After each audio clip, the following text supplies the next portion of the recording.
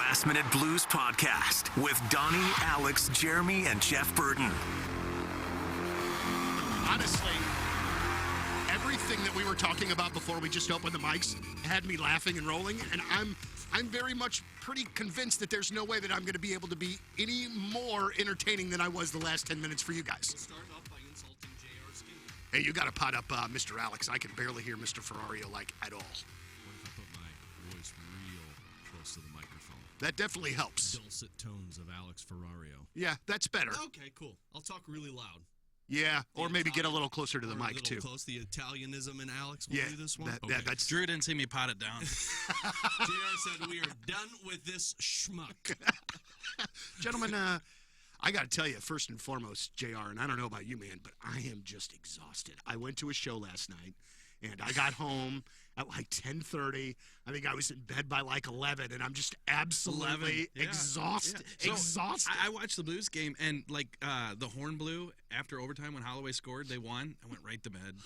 Yeah. I get no kids. It's so great. Wow. They're already sleeping. Straight to bed. Just rolled right in there. Huh? Alex, how was your night, buddy? I'd love to jump in on this one, guys, if you don't mind. So I wrapped up the game, the horn sound, as you would say, probably about 12, maybe 11:50, and then I had to do post-game for the next 35 minutes, and then I got home, and I'm like, oh, man, great. Got the pants off, whitey-tidies, ready to go to bed.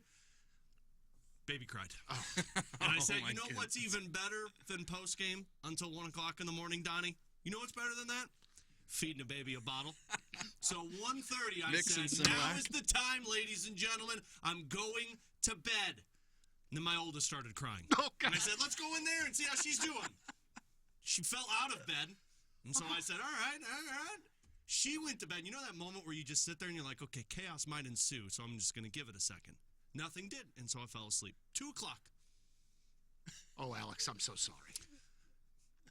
Back up here. And for people who don't know, what time is it? 9:36. We do this thing about 9 o'clock. You know what, though? I feel as spring as a chicken. Dude, you are a rock star. Spring as a chicken. You don't look like it. No. You know how your wife will say things to you that you're like, did you mean that to sound insulting? She goes, oh, your bags under your eyes are getting worse. I'm like, cool.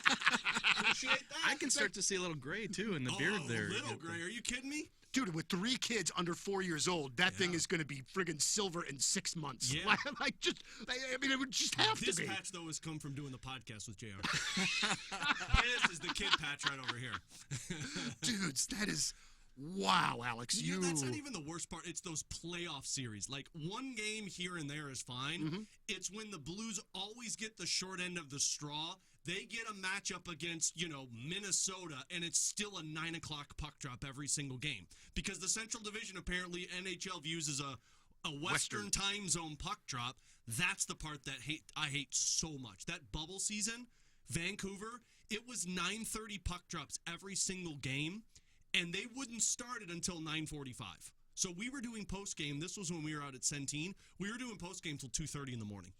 Because the game wouldn't end until, 1 o'clock, 1:15, and then you get through everything, and it's like you're walking out of there at 2 o'clock. But then you get in your Porsche and drive home and... Right, Porsche, to your mansion. Porsche, i.e. minivan. that, thankfully, for a number of months, we've remembered to put in park. That's very true. I have not backed into anything. Dude, you've got me so paranoid about making sure that my car is in park. Every time if you walk by me as I'm parking my car, you'll see me just sitting there staring like this at the stick shift. What's wrong with Alex? Maybe he's sleeping with his eyes open. No, just making sure the car's in park. You'll get out, you'll do one of those golfer things, you'll make sure that the wind's not blowing the car, and then you walk away. So, yeah, I've made myself paranoid now. Well, dudes, I don't even know exactly where to start here as far as our St. Louis Blues go. I do want to just drop this little nugget that is not even important, but I believe that Dylan Holloway is becoming one of my favorite Blues players. Watching that guy, and he scores the winner in overtime last night, but just watching him and seeing the talent on that kid, I'm super stoked that it's obviously Holloway and Broberg who we got from the Oilers, but we really did we thrifted both of these tremendously freaking good players.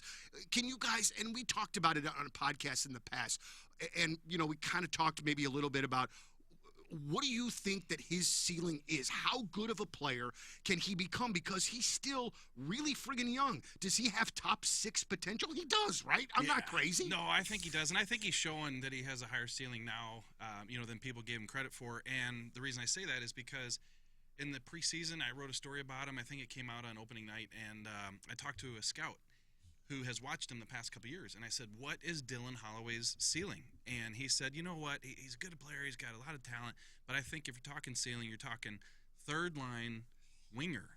And that might be where he plays a lot, but I think that if he's on your second line, you're just fine. And I got to say, guys, last night, so I'm back here in St. Louis, right? Sometimes you go on the road, sometimes you don't. So last night I'm sitting in front of the TV, and the Twitter feed was a lot faster than my TV. Thank you, Spectrum.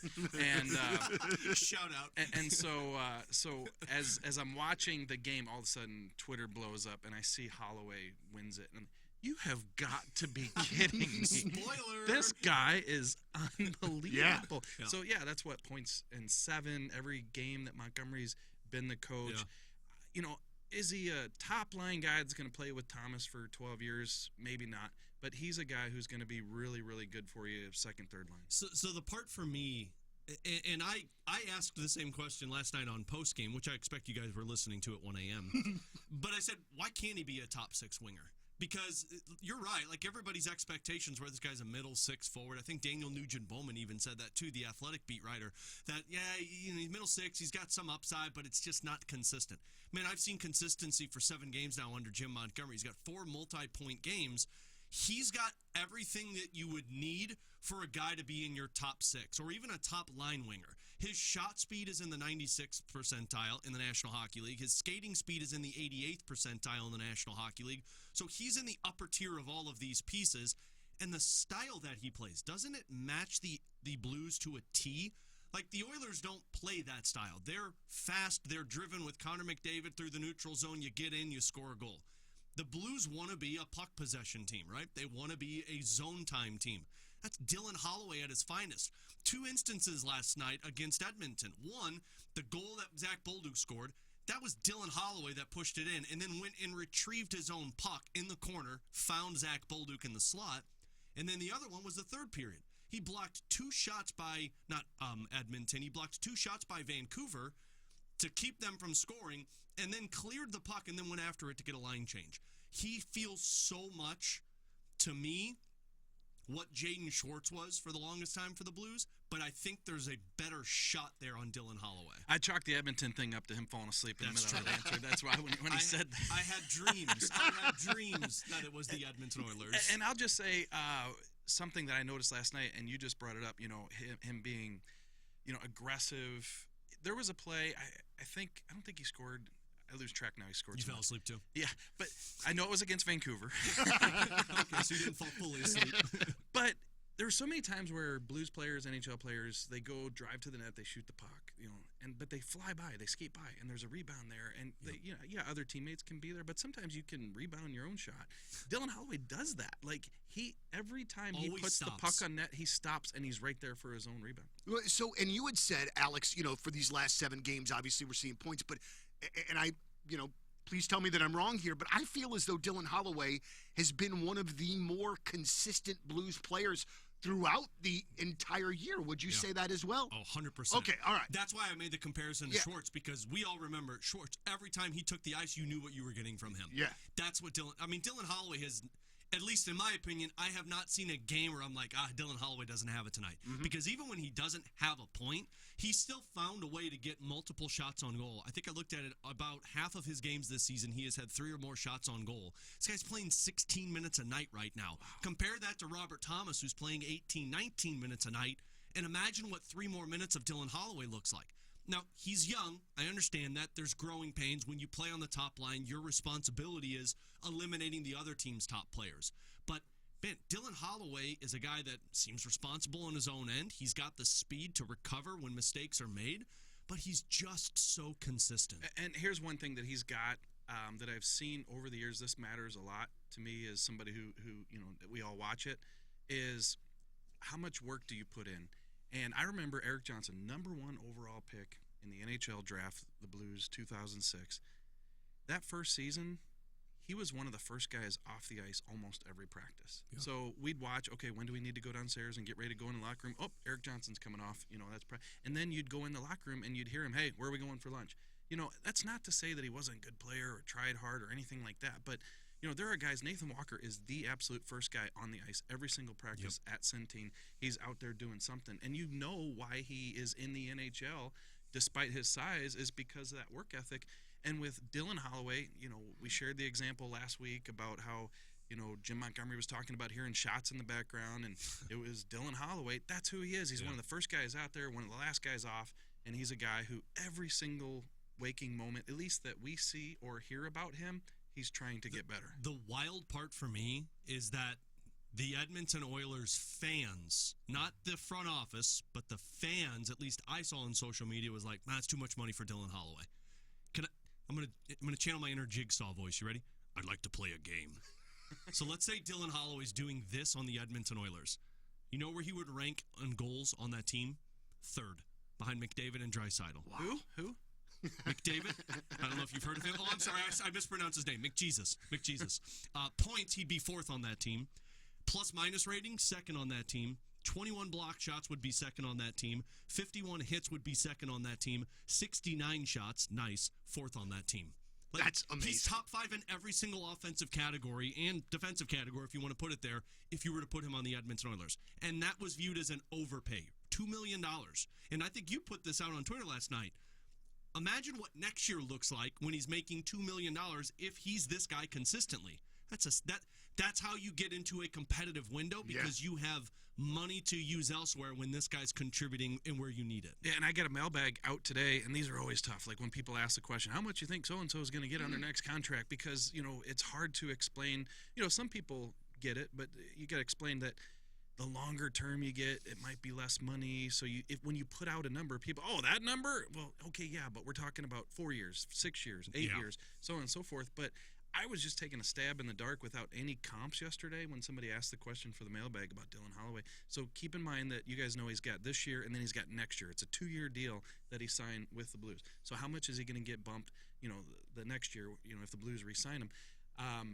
I threw out the number $5 million. I mean, I think that even though he's a second or third line guy, he could be a guy that's $5 million. And can you imagine, getting this kind of production from a guy who, even if he gets $5-6 million?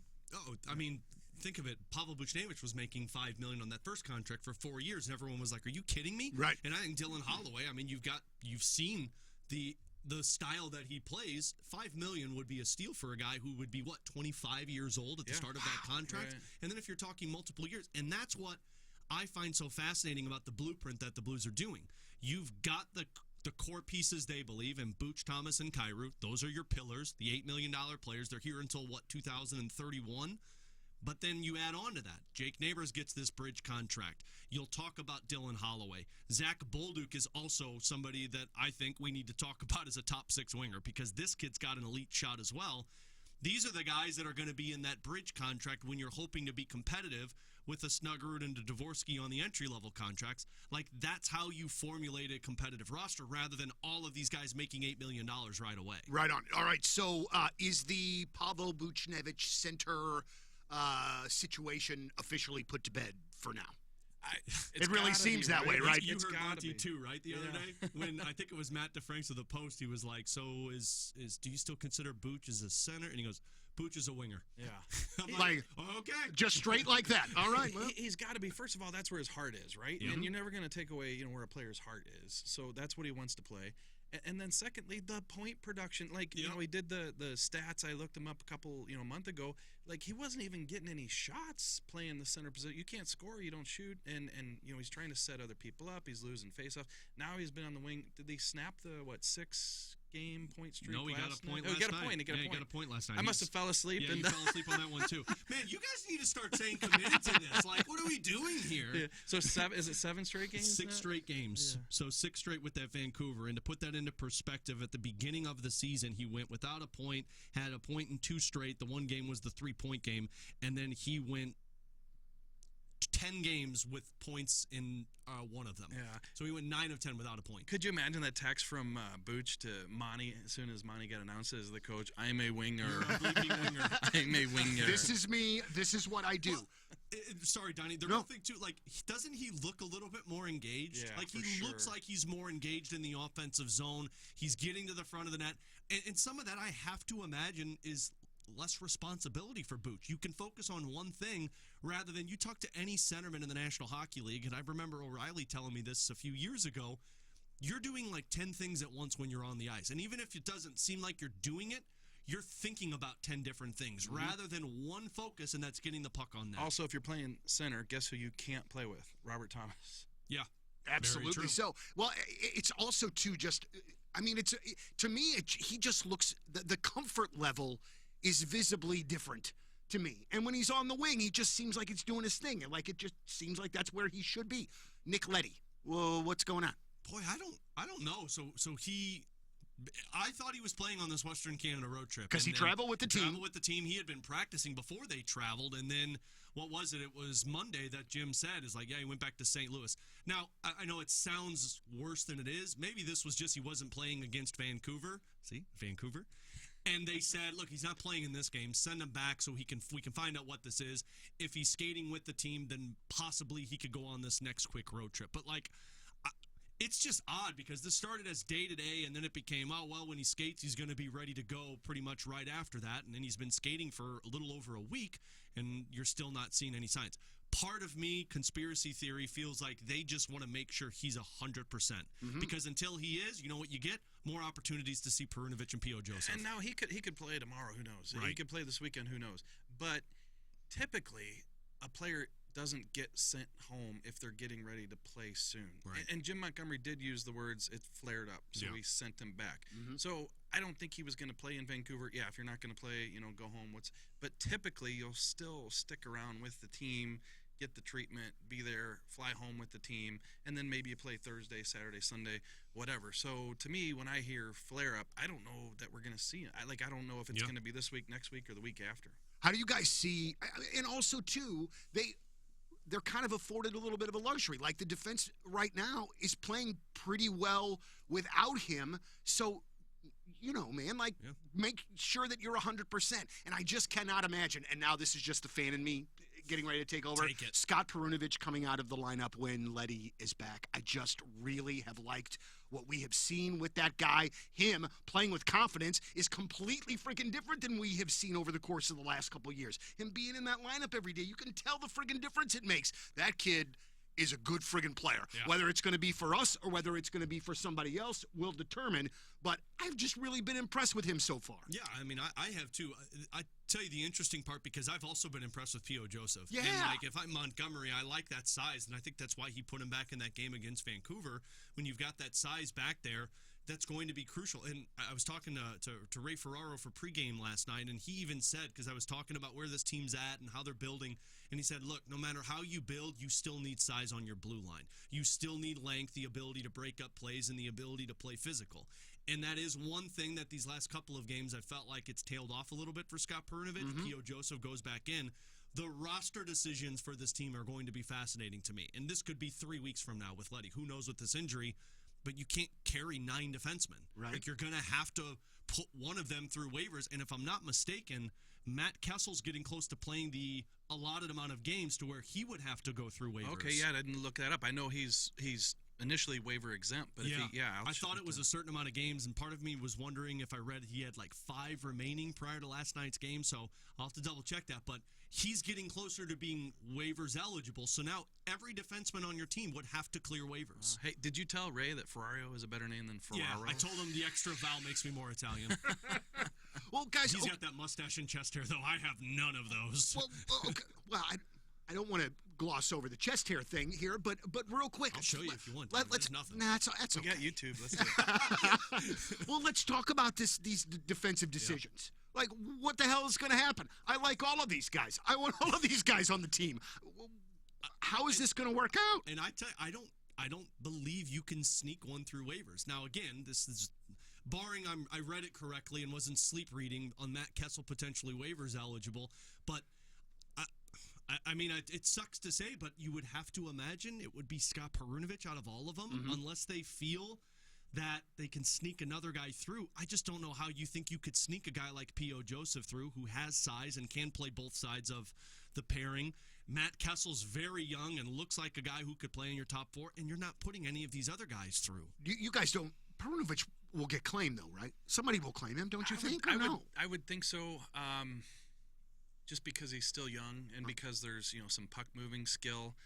The only thing is, over the years, when the Blues put somebody on waivers, there's been a number of times where he's going to get claimed for sure, yeah, and then they sneak through, and then he doesn't. It's like, what now?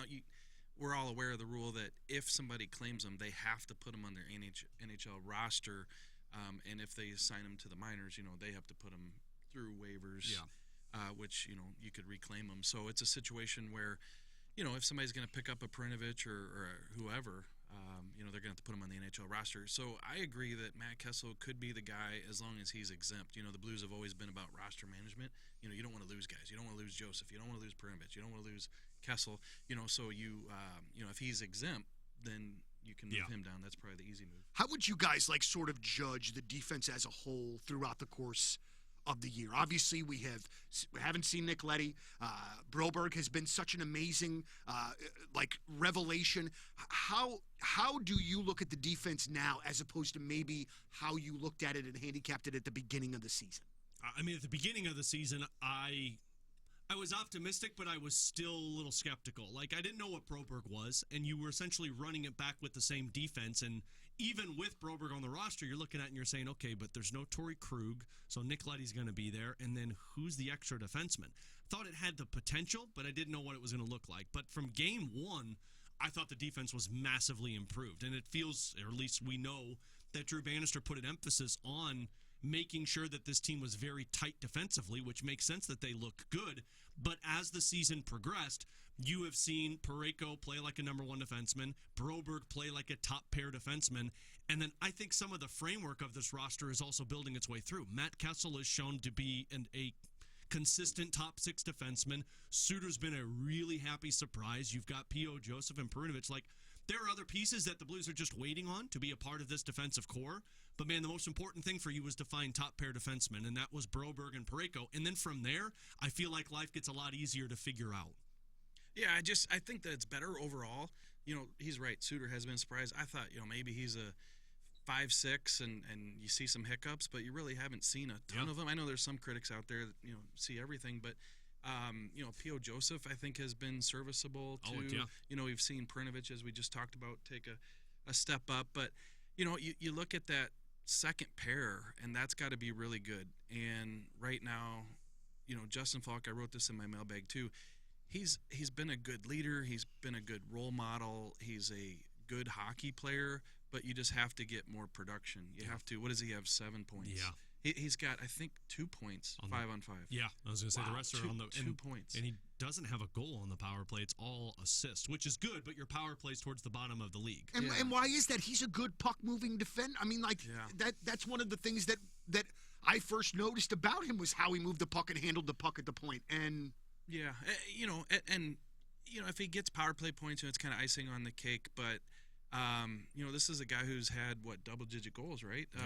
Once or twice. The second year, I think, the year after Petro left, wasn't it? He had 12 or 13 goals that season. You got to get some 5-on-5 production, and then I'm not trying to single out one player, one play, anything like that. But that first goal last night, right? It's right there with Falk at the net front.